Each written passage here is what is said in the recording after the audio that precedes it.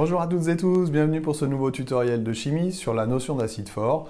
Acide fort, playlist acido-basicité, et je vous renvoie tout de suite à 3 tutos de cette liste qui vont vous aider pour comprendre le tuto d'aujourd'hui. Donc 230 sur le pH, 235 sur la constante d'acidité et 236 sur le diagramme de prédominance. Qu'est-ce que c'est qu'un acide fort? Un acide fort, c'est un acide qui se dissocie totalement dans l'eau. Dissocie totalement dans l'eau, ça signifie que si j'écris la réaction d'un acide avec l'eau, je vais pouvoir écrire une simple flèche. Simple flèche traduit le fait que la dissociation est totale. De manière plus générale, une simple flèche traduit le fait que la transformation chimique est totale. Le contraire, c'est une transformation chimique partielle ou limitée, et à ce moment-là, je mettrai une double flèche. Dans le cas des acides, on parlera alors d'acide faible, mais ça, c'est l'objet d'un autre tuto. Donc, dissociation totale d'un acide dans l'eau, simple flèche. Quelles sont les conséquences? Les conséquences, c'est que la valeur du K de la constante d'acidité de ce couple acide-base est égale à 10 puissance 3 ou plus.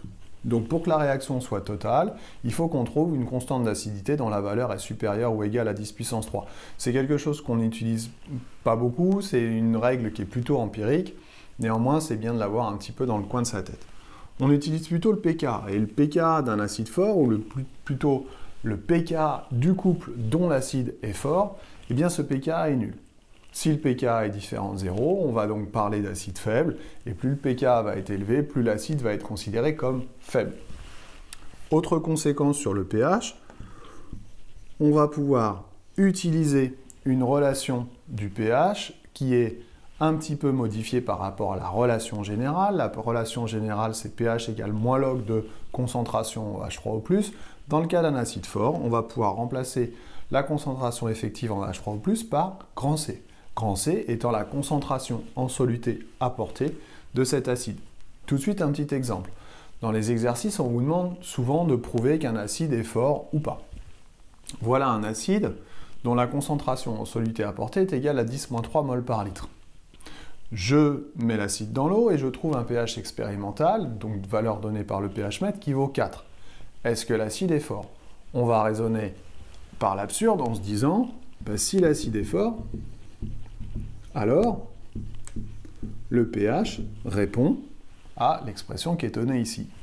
Autrement dit, pH égale moins log de 10-3. Log de 10-3, ça fait moins 3, moins 3, ça fait plus 3.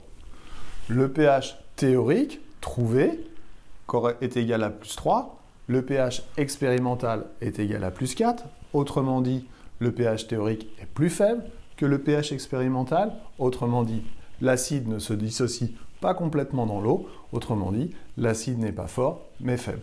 Voilà un petit exemple qui met en évidence le caractère fort ou faible d'un acide. J'espère que j'ai été clair, je vous dis à bientôt pour un nouveau tuto. Bye bye.